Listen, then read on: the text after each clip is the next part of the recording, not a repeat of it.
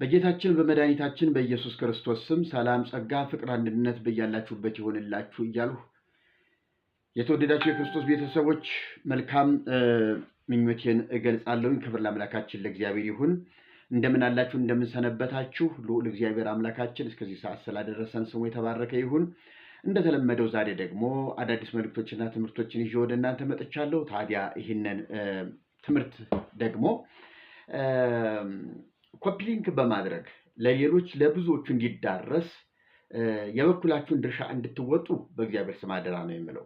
ምክንያቱም እስካሁን ድረስ ባለበት ቁጭ እንዳለ ነው ያለው። ይህ እናንተ ብቻችሁን ታዩታላችሁ፣ ከእናንተ ጋር ይቀራል እና ይሄ ዘረቆርጥም የምንባል ሰዎች እንዳንሆን እየተዘራ ያለው ዘር የእግዚአብሔር ቃል እኛ አፍርተን ሌሎች እንዲመገቡት የግድ ያስፈልጋል። ምክንያቱም ደቀ መዛሙርት ከተባል ደቀ መዛሙርት ማለት ከመምህር ይማራል፣ እሱ ደግሞ መምህር ሆኖ ለሌሎች ያስተምራል። ለሱ ሌሎች ይደርሱለታል፣ እሱ ደግሞ ለሌሎች ይደርሳል እና ወንጌል ቅብብሎሽ ነው። ስለዚህ ይሄንን አደራ ነው የምለው። እንደው ሁለት ምሳሌዎች ልንገራችሁና ምናልባት ትኩረት እንድትሰጡት ለመልእክቱ ለቃሉ ትኩረት እንድትሰጡት ሁለት ምሳሌዎች ልንገራችሁና ወደ ቃሉ ሄዳለሁ።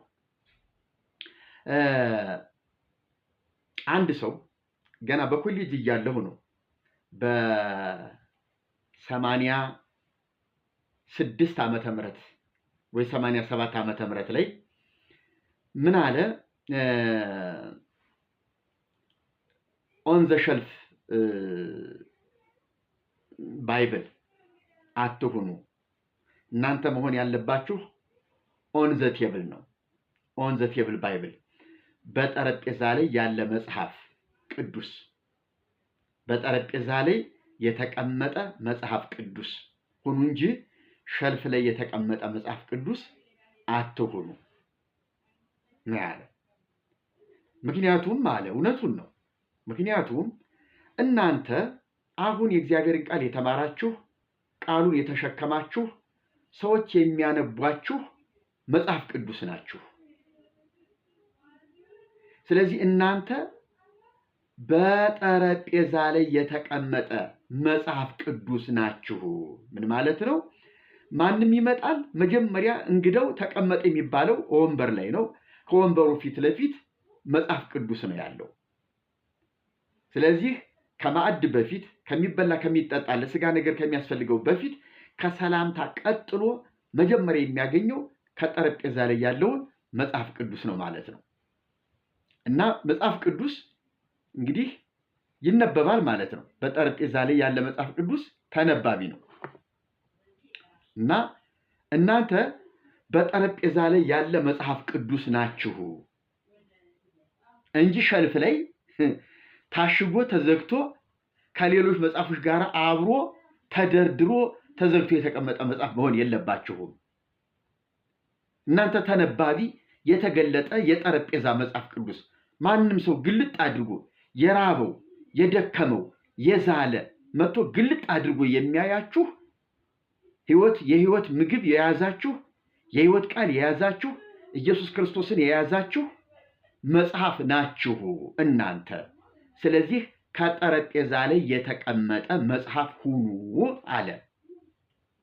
ሌላው ይሄ ሰውዬ የተናገረው ነገር ምንድን ነው? የጠረጴዛ አበባ አትሁኑ አለ። ቅድም የጠረጴዛ መጽሐፍ ቅዱስ ሁኑ አለ። አሁን ደግሞ ሁለተኛው ምሳሌው ላይ የጠረጴዛ አበባ አትሁኑ፣ የጓሮ አበባ ሁኑ አለ። የጠረጴዛ አበባ አርቲፊሻል ነው። አይደርቅም፣ አይጠወልግም፣ መጀመሪያም አልበቀለም። እንዲሁ ሰዎች የፈጠሩት፣ ሰዎች የቀባቡት፣ ሰዎች ያሰማመሩት አርቲፊሻል አበባ ነው። አይሸትም፣ ንቦች አይቀስቡትም፣ ፍሬ አያፈራም፣ ለውጥ አያሳይም፣ አያመጣም።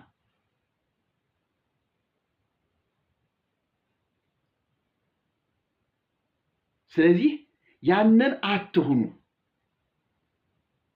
ሕይወታችሁ የማይቀየር ሌሎችን መማረክ የማትችሉ ሌሎች የማይቀስሟችሁ ሌሎች የማይደሰቱባችሁ ሌሎች ከናንተ ምላሽ የማያገኙባችሁ አትሁኑ። እናንተ የጓሮ አበባ ሁኑ። የጓሮ አበባ ባለቤቱ የተከለው ነው።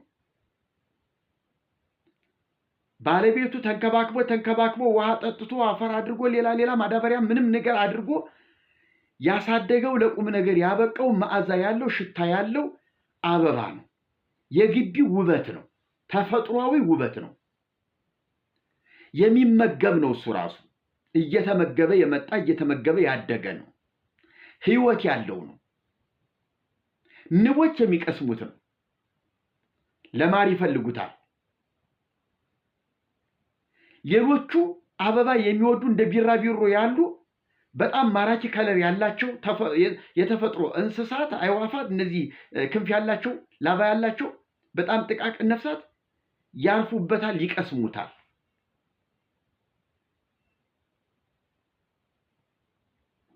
መንገደኞች ሰዎች ያሸቱታል፣ ቀጥፈውም ያሸቱታል። እናንተ እንደ ጓሮ አበባ ሁኑ።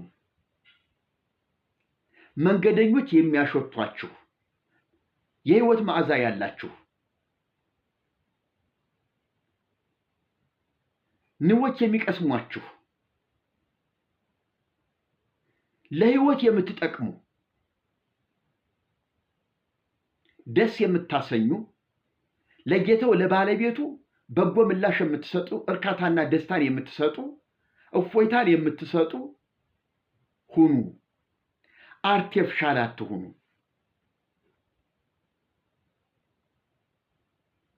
በማለት ይህንን ነገር ተናገር። በጣም የሚገርም መልእክት ነው።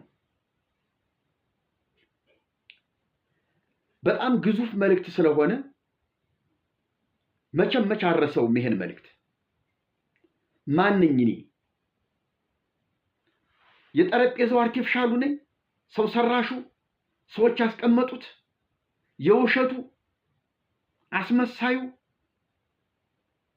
ወይስ የጓሩ እውነተኛው ትክክለኛው የማያጭበረብረው የማያስመስለው የማይዋሸው በኔነቱ በተፈጠረበት በተሰራበት በዚያ ልክና ጥራት ያለ ነኝ?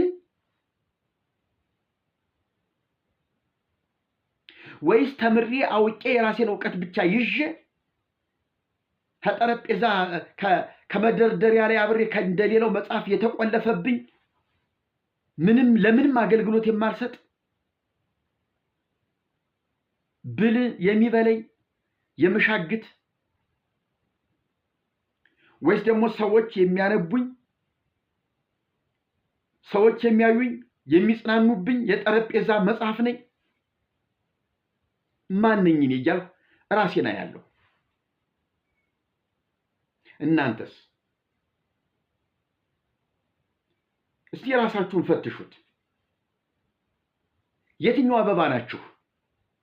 የትኛው ቦታ የተቀመጠ መጽሐፍ ናችሁ?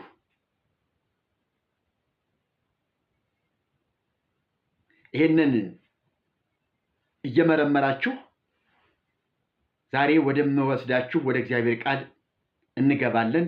ከዚያ ትንሽ እንቆይና አንድ የታዘብኩት ሌላ መልእክት ስላለ ያንን እንገመግማለን። ጌታችን መድኃኒታችን ኢየሱስ ክርስቶስ በዮሐንስ ወንጌል ምዕራፍ 15 ቁጥር 1 ጀምሮ የሚናገራቸው በጣም እጅግ አስገራሚና ወሳኝ መልእክቶች አሉት። እውነተኛ የወይን ግንድ እኔ ነኝ አለ። ገበሬው አባቴ ነው።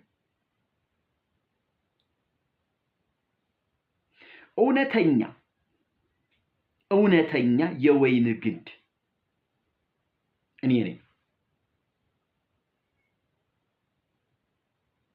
ገበሬው አባቴ ነው። አብ የተከለው ገበሬው አብ የሆነለት የወይን ግንድ ምን አይነት እንክብካቤ እንደሚደረግለት፣ በምን አይነት ዕውቀት፣ በምን አይነት ብቃት ወይን እንዲሆን ብርቱ እንክብካቤ የተደረገለት የወይን ግንድ።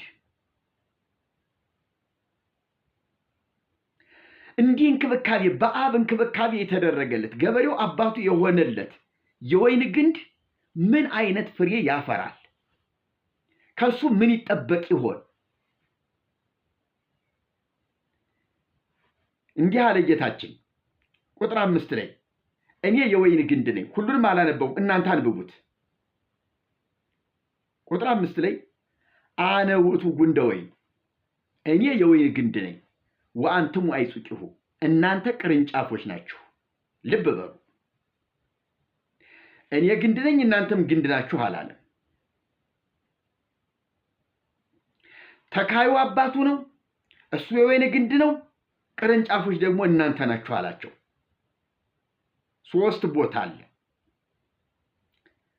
አብ ተካዩ ነው፣ ወልድ የወይን ግንድ ነው፣ እናንተ የተባሉት ሐዋርያት ወይም ደግሞ አማኞች ቅርንጫፎች ናቸው።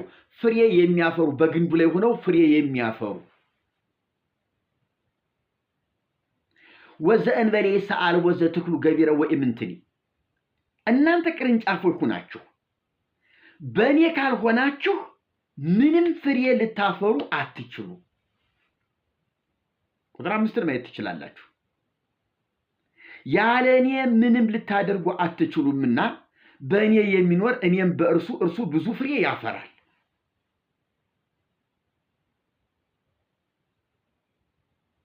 መልካም። እንግዲህ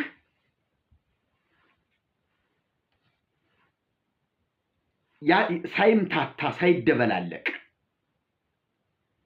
ገበሬው ማን ነው? ግንዱ ማን ነው? ቅርንጫፎች እነማን ናቸው? ተቆርጠው የሚጣሉስ ተቆርጠው የሚወድቁም አሉ። እዚህ ውስጥ አሉ። ስለዚህ የትኛው ቅርንጫፍ ሲባልስ ምን አይነት ቅርንጫፍ ነኝ? በግንዱ ላይ የሆኑ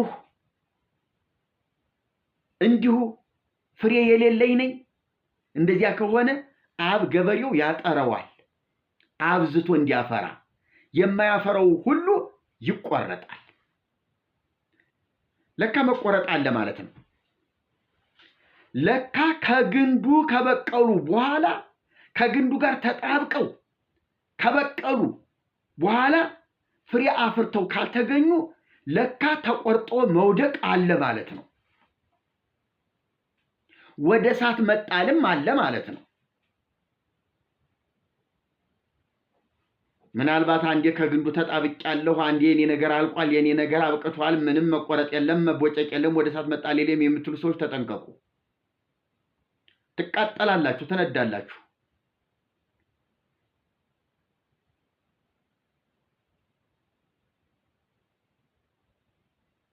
እና ቃሉ የሚለው ይሄን ስለሆነ ይቆረጣል፣ ወደ እሳትም ይጣላል። እየተናገረ ያለው ከግንዱ ጋራ አብረው በቅለው ቅርንጫፍ ሆነው ፍሬ ያላፈሩ ናቸው። በጎን በጉርብትና የበቀሉ ስለ ሌሎች ዛፎች አይደለም የሚያወራው ስለ አንድ ገበሬ፣ ስለ አንድ የወይን ግንድና ግንዱ ላይ ስላሉ ቅርንጫፎች ነው። ፍሬ የሚያፈራለ በእኔ ብትኖሩ ፍሬ ታፈራላችሁ። በእኔ ባትኖሩስ ትቆረጣላችሁ፣ ከግንዱ ትለያላችሁ፣ ወደ እሳት ትጣላላችሁ።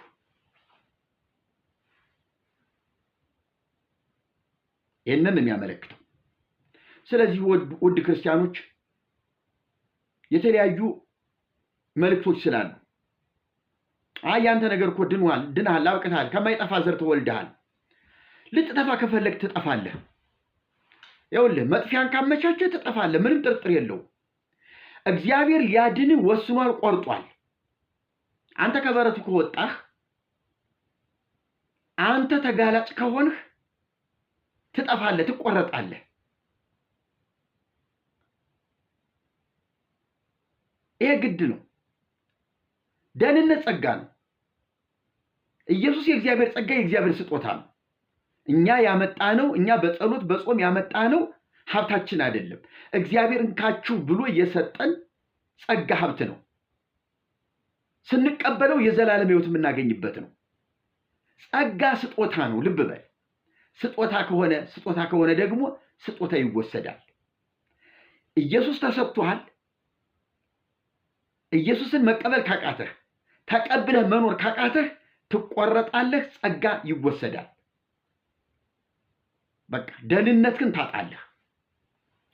መቆረጥ መጣል ካለ ደህንነትን አታል ማለት ነው። ይሄንን ልብ ብላችሁ እንድትመለከቱልኝ ነው የምፈልገው። ታዲያ ዛሬ ከዚህ ተነስተ የት ልትወስደን ነው ልትሉ ትችላላችሁ። እስቲ አንድ መልእክት ሰምተን እንምጣና በዚያ ጉዳይ ላይ እንነጋገር። ከኦርቶዶክስ ተዋህዶ ቤተክርስቲያን ውጭ መጽደቂያ መንገድ አለ ብዬ አላምንም። ብቸኛ ገነት የምገባባት በየ ሙጥኝ አድርጌ ያስኳት ኦርቶዶክሳዊ ተዋህዶ ቤተክርስቲያን ናት። ኦርቶዶክሳዊ ተዋህዶ ቤተክርስቲያን ደግሞ ዳቦን ከነመሶቡ፣ ደመናውን ከነዝናቡ፣ ንጉሱን ከነሰራዊቱ፣ ዛፉን ከነቅርንጫፉ፣ አምላኪና ተመላኪ፣ ሰጭና ተቀባይ፣ ንጉስና ወታደር ሳይምታታባት ጠንቅቃ የኖረች ቤተክርስቲያን ናት። አሁን እንደሰማችሁትም ምንድነው እዚህ ላይ የሚያሳየው የሚናገረው? ያው እንግዲህ ደጋግሜ አቅርቤያቸዋለሁ።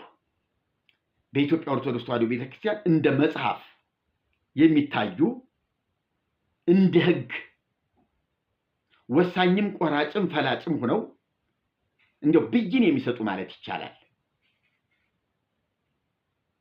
መጋቢ ሐዲስ ናቸው። የሐዲስ ኪዳን መምህር ናቸው። ሊቀ ሊቃውንት አይደሉም። መጋቢ ሐዲስ ነው ስማቸው። እና ተጠይቀውም መጋቢ ሐዲስ ምን ማለት ነው ሲባሉ በዚሁ ኢንተርቪው ሙሉውን ኢንተርቪው ሲከታተለው መጋቢ ሐዲስ ማለት የቅዱስ ገብርኤል ስም ነው አሉ። ገብርኤል ደግሞ ገብርኤል ነው። መጋቢ ሐዲስ ሲባል ሰምተን እንደው እሳቸው አውጥተውልት ከሆነ ነው እንጂ ገብርኤል ነው። መጋቢ ሐዲስ የሐዲስ ኪዳን መጋቢ ማለት ነው። የሐዲሱ ኪዳን መጋቢ እንግዲህ ሊባል የተፈለገው ምንድነው? ወደ እመቤታችን መጥቶ ቅዱስ ገብርኤል ስላበሰራት ካንቺ የሚወለደው ቅዱስ የእግዚአብሔር ልጅ ይባላል ብሎ አዲሱን የመጀመሪያውን አዲስ ኪዳን የመክፈቻ የመግቢያ ንግግር ስለተናገረ ያው መጋቢ ሐዲስ ብለውታል። ሚካኤልን ደግሞ መጋቢ ብሉይ የተሻረ ኪዳን መጋቢ። ስለዚህ የሚካኤል ስልጣን አብቅቷል ለዚህ አለኝ። አሁን ሚካኤል በአዲስ ኪዳን ቦታ የለውም፣ ገብርኤል ተረክቦታል ማለት ነው። እግዚኦ ገብርኤል ሚካኤል እንደው ምን አጠፋ ምን በደለ ከተሻረ ኪዳን ጋር እዚያው ቦታ ጨርሰሃል አንተ ብለው ገብርኤልን ሹመው እንደው ጉድ ሰሩት እና ሚካኤል መጋቢ ብሉይ፣ ገብርኤል ደግሞ መጋቢ ሐዲስ ተብሏል። ከዚህ የተነሳ እንግዲህ ወደ ዘካርያስም ወደ እመቤታችንም የተላከ ገብርኤል ስለሆነ ያው መጋቢ ሐዲስ ተብሏል። ከዚህ የተነሳ እሳቸውም መጋቢ ሐዲስ የገብርኤል ስም ነው ብለዋል እና ከሱ ተውሸ ነው መሰለኝ። ከሱ ተውሸ ከሱ ተበድሬ የሱን ተጋርቸ ነው ተጋፍቸ ነው ስሙ እንዴ ይፈቀዳል እንዴ? መጋቢ ሐዲስ ገብርኤል ከሆነ እንደው መላኩን መዳፈር አይሆንም? መላኩን መጋፋት አይሆንም? ያንተን ስራ እኔም ይዤዋለሁ ያንተን ያክል እኔም እሰራለሁ ማለት አይሆንብዎትም? ከእግዚአብሔር ተልከው ከሆነ እውነት መጋቢ ሐዲስ ከሆኑ መናገር ያለብዎት እንዲህ ነው። የሚናገሩትን ንግግር ግን ሰምተውታል፣ አውቀውታል ምን እያወሩ እንደሆነ። መጋቢ ሐዲስ ወይስ መጋቢ ከንቱ? መጋቢ እንቶ ፈንቶ ምንድን ነው እያወሩ ያሉት?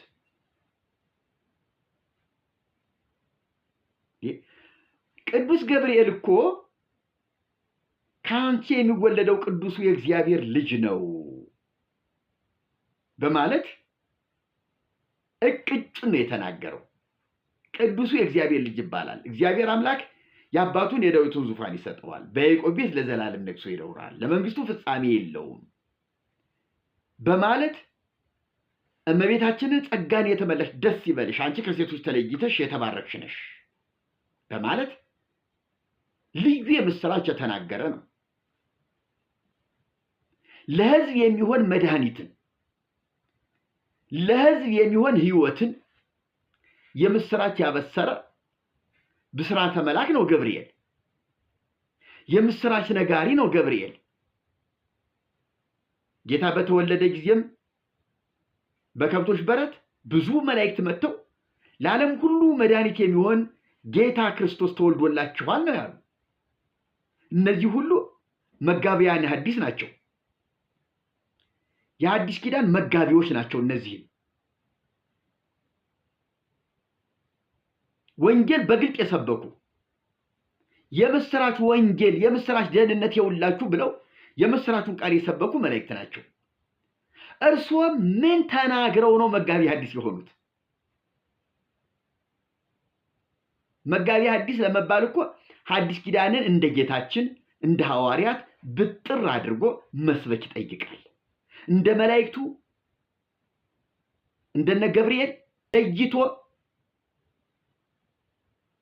በሚገባ ኢየሱስ ክርስቶስን መግለጥ ይጠይቃል። አለበለዚያ ግን መጋቢ ሐዲስን እኛ ልንሽረው እንችላለን። እንዳይከፉብኝ እንጂ እንዳያዝኑብኝ እንጂ በጣም በጣም በጣም በጣም የወረደ የማዕረግ ስም ልሰጥዎት እችላለሁ።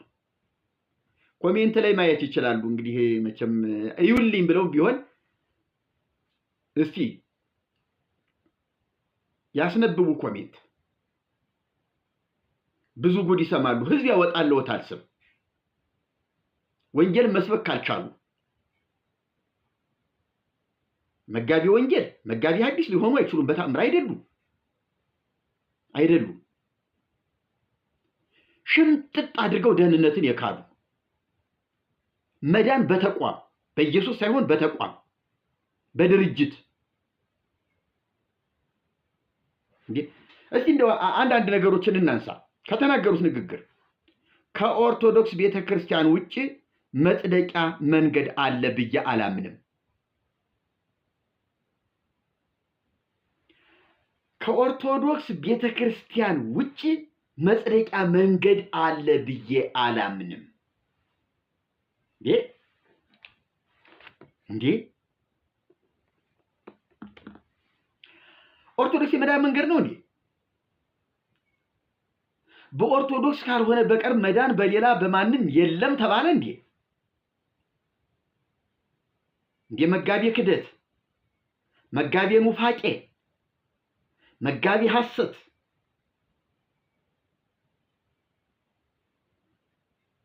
እንዴት ሊሆን ይችላል?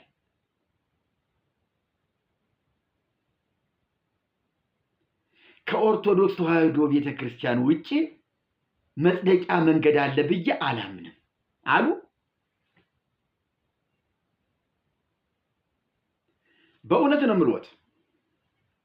እኔ ከእርሶ ይልቅ ሊቀ ሊቃውንት ጽጌ ነኝ።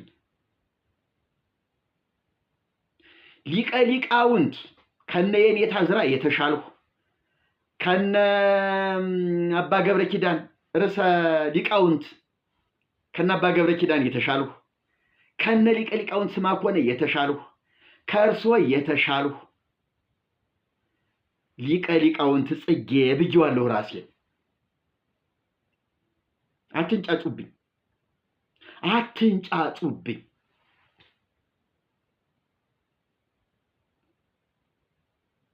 የኢትዮጵያ ኦርቶዶክስ ተዋሕዶ ቤተክርስቲያን በኢየሱስ ክርስቶስ በማመን ትድናለች እንጂ ኦርቶዶክስ የመዳን መንገድ ሆኖላት አትድንም። በጠብና በግጭት የመጣ ስምን የመዳን መንገድ አድርጋችሁ ልትሰብኩ አትችሉ። ስምነቱን አልተቃወምኩም።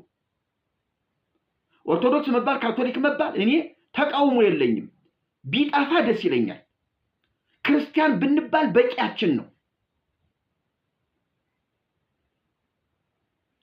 ስሙን እርኩስ ነው እያልሁ አይደለም፣ ግን እያረከስ ነው ከሆነ እርኩስ ይሆንብናል።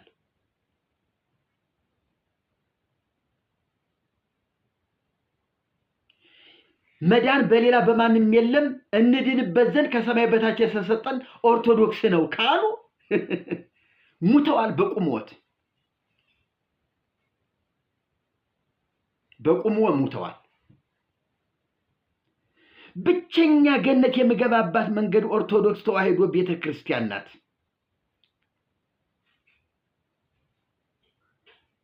እንዴ አረ ወገን ምን እየተባለ ነው? አራም የለም፣ ከልካይ የለም፣ ለምን እንዲህ አልክ ብሎ ጠያቂ የለም። እነጽጌን እንደሆን ገፍትረን ከመንገድ አርቀናቸዋል፣ ከመድረክ አባረናቸዋል። አሁን የፈለግነውን ኑፋቄ መስበክ እንችላለን። እድሜ ለሚዲያ፣ እድሜ ለቴክኖሎጂ።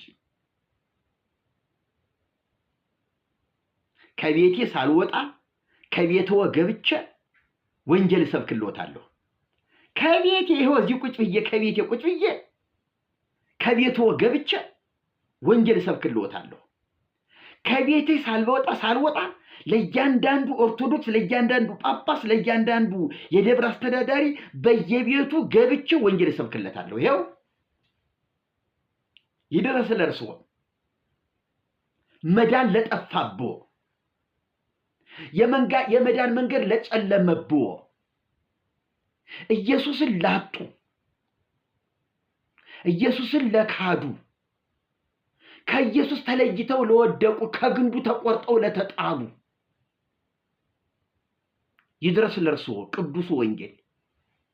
መዳን በሌላ በማንም የለም። የመዳን መንገድ ኢየሱስ ብቻ ነው። አነ ውእቱ ፍኖትኒ ወጽድቅኒ ወሕይወት ወአልቦ ዘይመጽእ ኀበ አብ ዘእንበለ እንተ ኀቤየ። ያውቁታል፣ ሸምድደውታል እኮ ቃሉን ሸምድደውታል። ዮሐንስ 14:6 ይዩት። እኔ መንገድ እውነት ሕይወት ነኝ፣ በእኔ በቀር ወደ አብ የሚመጣ የለም። በእኔ በቀር እኔ መንገድ ነኝ። ስለዚህ በእኔ በኩል ነው ወደ አብ መድረስ የሚቻለው። ከሰማይ በታች ሌላ የተሰጠ ስም የለም። ኦርቶዶክስ አይደለም። ብቸኛ ገነት የመገባባት ሙጥኛ አድርጌ ያስኳት ኦርቶዶክስ ተዋሕዶ ቤተክርስቲያን ናት ይላሉ እንዴ?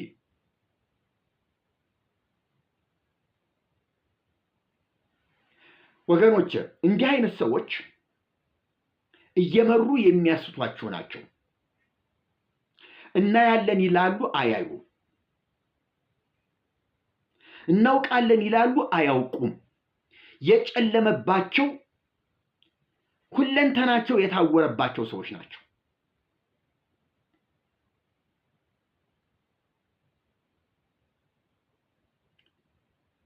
ይሄ ክህደት ነው። ኑፋቄ እንኳን የሚባል አይደለም፣ ክህደት ነው። ክህደት ነው። ሙጥኛ አድርጌ የያዝኳት የመዳኛ መንገድ ገነት ገነት ነው የሚገቡት። ደግሞ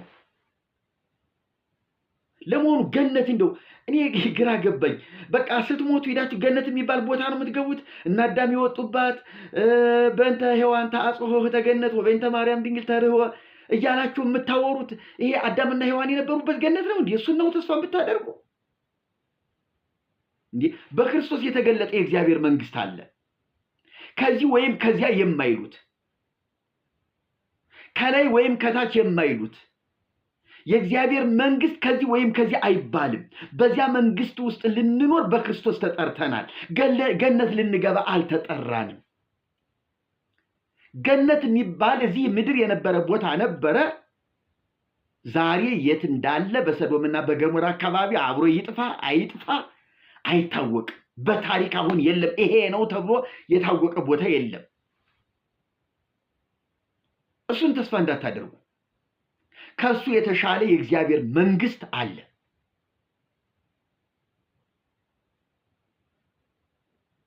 ማይዝ የትመጽእ መንግስተ እግዚአብሔር አሉት አይሁድ ኢየሱስን። የእግዚአብሔር መንግስት መቼ ትመጣለች ሲሉት መንግስተ ሰማያት ሰነያ ማእከሌክሙ፣ የእግዚአብሔር መንግስት በመካከላችሁ ናት፣ ከዚያ ወይም ከዚህ የሚሏት አይደለችም። ስለዚህ የእግዚአብሔር መንግስት ከዚያ ወይም ከዚህ ከላይ ወይም ከታች የሚሏት አይደለችም። እግዚአብሔር በምስራቅ ኤድን ገነትን ተከለ እንደሚለው ያለች አይደለችም የእግዚአብሔር መንግስት። ሰዎች ሲያጠፉ ውጡ ተብለው ተገብተው ተባረው የሚወጡባት አይደለችም። ሌላ እንዳይገባባት በነበልባል ሰይፍ የምትጠበቅም አይደለችም የእግዚአብሔር መንግስት። ከገቡባት አይወጡባትም፣ ሰይጣንም አያገኛትም። በማንም በምንም ተመስሎ አይገባባትም። በእግዚአብሔር መንግስት በክርስቶስ በተገለጠችው በእግዚአብሔር መንግስት ውስጥ ጠላት ገብቶ የሚያሳስትበት አይደለችም። ገነት የመገባባት ብቸኛ ገነት የመገባባት መንገድ ሙጥኛ አርጌ ያስኳት ኦርቶዶክስ ተዋሕዶ ቤተክርስቲያን ናት። አያውቀው ኦርቶዶክሱን እየመጣህልኝ ብሎ እግዚአብሔር አይቀበልህም። ቅድስቲቱ ሃይማኖት፣ ንጽሕቲቱ ሃይማኖት፣ የእሷ ተከታይ፣ የእሷ አማኝ፣ አዎ መጽደቂያ መንገድ ኦርቶዶክስ ብቻ ናት ብሎ እግዚአብሔር ኦርቶዶክስ የሆናችሁ ኑ ወደ እኔ ብሎ አይጠራም። ሞኞች አትሁኑ። ክርስቲያን ሆነንም አንድንም። በክርስቶስ መኖር ነው የሚያድነው። በክርስቶስ መኖር የዘላለም ሕይወት ያስገኛል። በእኔ ባትኖሩ ትቆረጣላችሁ ተብለናል። መኖርን ይጠይቃል፣ ሕይወትን ይጠይቃል።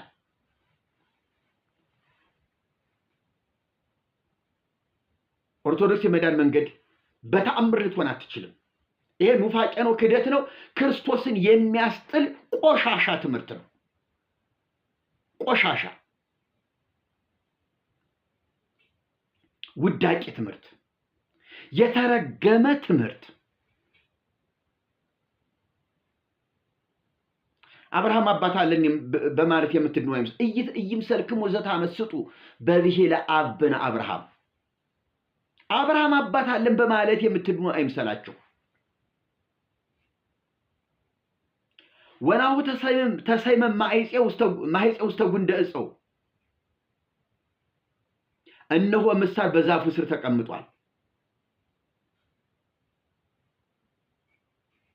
ወኩሉ ዕፅ ዘኢይፈሪ ይገዝምዎ ወውስተ እሳት ይወድይዎ። ፍሬ የማያፈራውን ቅርንጫፍ ቆርጦ ሊጥል ከግንዱ ቅርንጫፉን ከግንዱ ሊለይ ምሳር በዛፉ ስር ተቀምጧል። ያለ ነገር አልተቀመጠም። ያ ስልጣን እግዚአብሔር ነው።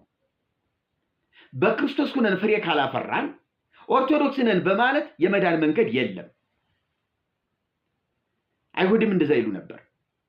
አብርሃም አባት አለን፣ እኛ የዲያብሎስ ልጆች አይደለንም። የአብርሃም መሰ ውሉደ አብርሃም አንትሙ ግብረ አብርሃምም ገበርክሙ። የአብርሃም ልጆች ብትሆኑ የአብርሃምን ስራ በሰራችሁ እናንተ ከአባታችሁ ከዲያብሎስ ናችሁ። እናንተ ከአባታችሁ ከዲያብሎስ ናችሁ። ይሄንን ጌታችን መድኃኒታችን ኢየሱስ ክርስቶስ ነው የተናገረው። የአብርሃም ልጆች መሆን ስራን ይጠይቃል፣ መገለጫ አለው። የዲያብሎስ ልጆች መሆን ደግሞ የራሱ መገለጫ አለው። ስለዚህ አይሁድ የዲያብሎስን ስራ እየሰሩ የአብርሃም ልጆች ነን ይላሉ። እነ መጋቢ ሐዲስም ኦርቶዶክስ ነን ይላሉ፣ የሰይጣን ስራ ይሰራሉ። የመዳን መንገድን በሌላ መንገድ አድርገውታል። ይሄ በጣም በጣም በጣም የክደት ጥግ ነው፣ የክደት መጨረሻ ነው። ቀጥለው ምንድን ነው ያሉት እኒህ ሰውዬ? ኦርቶዶክስ ተዋሕዶ ቤተክርስቲያን አሉ። ኦርቶዶክስ ተዋሕዶ ቤተክርስቲያን ደግሞ ዳቦውን ከነሞሰቡ፣ ደመናውን ከነዝናቡ፣ ንጉሱን ከነሰራዊቱ፣ ዛፉን ከነቅርንጫፉ የያዘች ለማለት ነው። አምላኪና ተመላኪ፣ ሰጭና ተቀባይ፣ ንጉስና ሰራዊት ሳይምታታባት ጠንቅቃ የኖረች ቤተክርስቲያን ናት አሉ። እስቲ ስሟቸው፣ ንግግር ስሟቸው እስቲ ያሏትን ላንብብላችሁና በደንብ ስሟቸው። ኦርቶዶክስ ተዋሕዶ ቤተክርስቲያን ደግሞ ዳቦውን ከነሞሰቡ፣ ደመናውን ከነዝናቡ፣ ንጉሱን ከነሰራዊቱ፣ ዛፉን ከነቅርንጫፉ፣ አምላኪና ተመላኪ፣ ሰጭና ተቀባይ፣ ንጉስና ሰራዊት ሳይምታታባት ጠንቅቃ የኖረች ቤተክርስቲያን ናት። ኦርቶዶክስ ተዋሕዶ ቤተክርስቲያን ደግሞ ዳቦውን ከነመሶቡ፣ ደመናውን ከነዝናቡ፣ ንጉሱን ከነሰራዊቱ፣ ዛፉን ከነቅርንጫፉ፣ አምላኪና ተመላኪ፣ ሰጭና ተቀባይ፣ ንጉስና ወታደር ሳይምታታባት ጠንቅቃ የኖረች ቤተክርስቲያን ናት። የሚገርሙ ሰው ናቸው። ምን ማለት ነው? አሁን እንደዚህ በተከሸኑ ቃላቶች ኦርቶዶክስን ለማቆም ነው? ኦርቶዶክስን እውነተኛ ለማድረግ ነው? በቃላት ክምር አንድን ውሸት እውነት ማድረግ አይቻልም። አንድን ውሸት እውነት ማድረግ አይቻልም።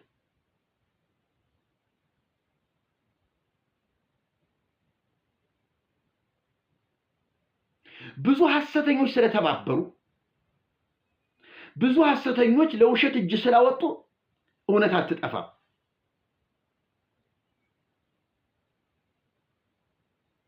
ኦርቶዶክስ ቤተክርስቲያን ደግሞ ዳቦውን ከነሞሰቡ የሚበላውን ከመበያው ጋር ማለት ነው አይደለ? ደመናውን ከነዝናቡ። እንዴ ኦርቶዶክስ ከየት ወደ የት እያደገች ነው? ደመናውን ከነዝናቡ፣ ንጉሱን ከነሰራዊቱ፣ ዛፉን ከነቅርንጫፉ፣ አምላኪና ተመላኪ፣ ሰጭና ተቀባይ፣ ንጉስና ሰራዊት ሳይምታታባት። ደግሞ እንደሷ ማን አለ? ደግሞ እንደሷ የተምታታበት ከሷ ውጪ ማን አለ? ድብልቅልቅልቅ ሰራዊቱና ንጉሱ የተምታታባት፣ ሰጭና ተቀባይ የተምታታባት፣ አምላኪና ተመላኪ የተምታታባት፣ ሰጭና ተቀባይ የተደበላለቀባት፣ ሞሰቡና ይሄ እንትኑ ዳቦ የተደበላለቀባት፣ ዝናቡና ደመናው ያልተለየላት፣ የሰከረች፣ በአምልኮ ጋጋታ የሰከረች፣ ፍጡርና ፈጣሪን የከበረና የተዋረደን መለየት ያቃታት፣ መላእክትን በእግዚአብሔር ልክ እኩል አድርጋ የምታመልክ፣ ለስዕል የምታጥን፣ ለስዕል የምትሰግድ፣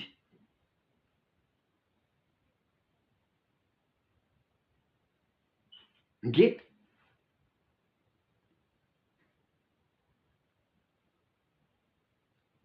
እኛን ለፈጠረ ለእግዚአብሔር ስግደት ይገባል፣ ምስጋና ይገባል። ለእመቤታችን ለድንግል ማርያም ምስጋና ይገባል። ለእንጨት መስቀልም ምስጋና ይገባል። ስብሐት ለእግዚአብሔር ኪያነ ዘፈጠረ ከመ አምልኮ፣ እናመልከው ዘንድ እኛን ለፈጠረ ለእግዚአብሔር ምስጋና ይገባል ነበር። እዚህ ላይ ነበር ማብቃት የነበረበት። እውነተኛው አምልኮ እግዚአብሔር የፈቀደው የወደደው ይሄን ነበር። ስብሐት ለእግዚአብሔር ኪያነ ዘፈጠረ ከመ አምልኮ፣ እናመልከው ዘንድ እኛን ለፈጠረ ለእግዚአብሔር ምስጋና ይገባል። እዚህ ላይ ነበር ማብቃት የነበረበት።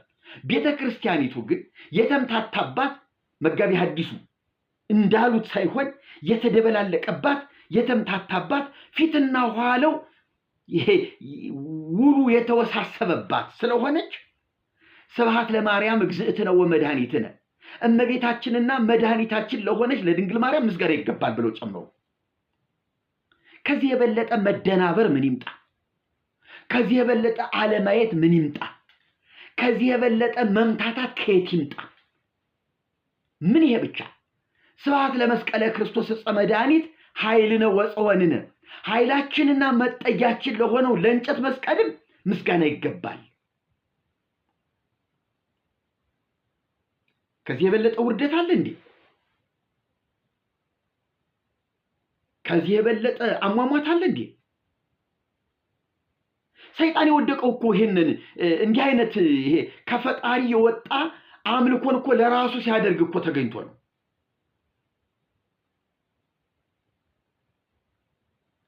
የእግዚአብሔርን ለራሱ ሲያደርግ፣ የእግዚአብሔርን ሲቆርስ ወደቀ፣ ተጣለ። ያንን ውድቀት እኮ ነው የሰው ልጅ እየወደቀው ያለ። ለእኔ ባይልም እርስ በርሱ በቃ ማርያም ሰው ናት፣ ለማርያም አምልኮ ይገባል፣ ስግደት ይገባል፣ ክብር ይገባል ካለ የሰው ልጅ እየሞተ ነው፣ ወድቋል። ያንኑ የሰይጣን ውድቀትን ነው እየደገመ ያለ እና ሙጭጭ አድርጌ ያስኳት የመዳኛ መንገድ አድርጌ መጥፊያ መንገድ አድርጌ ያስኳት ሲኦል የምገባባት የምመካባት ኦርቶዶክስ ይበሉ እንጂ ገነት መገባባት ይላሉ እንዴ? አያፍሩ?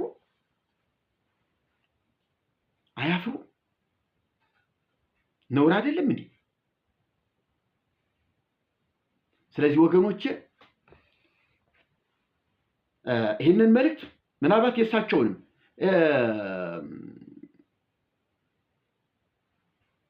ጋዜጠኛውን እንግዲህ እናንተ ታውቁታላችሁ፣ ስሙን እጽፍላችኋለሁ።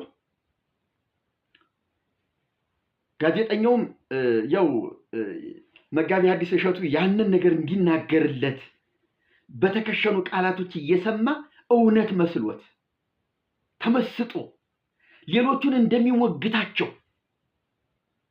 ሌሎችን አፍጥጦ እንደሚይዛቸው እኔ አድናቂው ነበርኩ ከዚህ በፊት። በዚህ ጉዳይ ላይ ግን ሰውየው እየወረደ እየተዋረደ መጥቷል። ምክንያቱም ኦርቶዶክስ ቢሆንም የታዘባቸውን ነገሮች ፈጠጥ አድርጎ መሞገት አለበት። ይሄ ነገር እየታየ ነው። ህዝቡ ወደ ፕሮቴስታንት እየሄደ ነው። ተሐድሶ የሚል ነገር ተፈጥሯል። የተሐድሶ ጥያቄ ደግሞ እንዲህ የሚል መጋቢ ሐዲስን ሲጋብዝ ለመጋቢ ሐዲስ የሚሆን ጥያቄ አላዘጋጀም። እንካ መድረኩን ስበክበት፣ አስተምርበት፣ ኦርቶዶክስን በደንብ አድርገህ ግለጥልኝ ብሎ መድረኩን ያመቻቸ ነው የሚመስለው እንጂ ወቅታዊ ችግሮችን ይዞ እንዲህ ያለ ቡድን አለ፣ እንዲህ ያለ ጥያቄ አለ፣ ይሄ ነገር በመጽሐፉ በድርሳናት በገድላት አለ፣ ይህንን ይዘው የተነሱ ሰዎች አሉ፣ እናንተ ይህን ታርማላችሁ አታርሙም፣ እውነት ነው አይደለም ብሎ መጠየቅ ሲገባው ለንግግሩ ድጋፍ ሰጪ ትራስ ምናምን ኮረት ያቀብላል፣ ያበረታታል። ምን አለ እዚያ መድረክ ላይ እኔ ባገኘው እሳት ሆኖ ቢጠብቀኝ እሳት ሆኜ ሄጄ ባገኘው። እንደዚህ አይነት ማመቻመች የለም። በግልጽ መነጋገር ይገባናል። እግዚአብሔር ይመስገን በአንድ መድረክ ብቻ ተፋጠን ስለማንውል እንዲህ አይነት መድረኮችም ደግሞ ስላገኘን በዚህም ደግሞ እውነቱን ስለምንገልጥ እግዚአብሔር ስለረዳን እግዚአብሔርን እናመሰግናለን። የፖለቲካ ሰዎች ስለሆኑ ብዙ የሚናገሩት ነገር ስላለ ዓለም የሚባለው እነሱን ስለሚከተል ምናልባት ደጋፊያቸው ተከታያቸው ብዙ ሊሆን ይችላል። ጽድቅንና እውነትን ፈላጊ ሕይወትን ፈላጊ ጥቂት ይሆናል። ምንም አይደለም።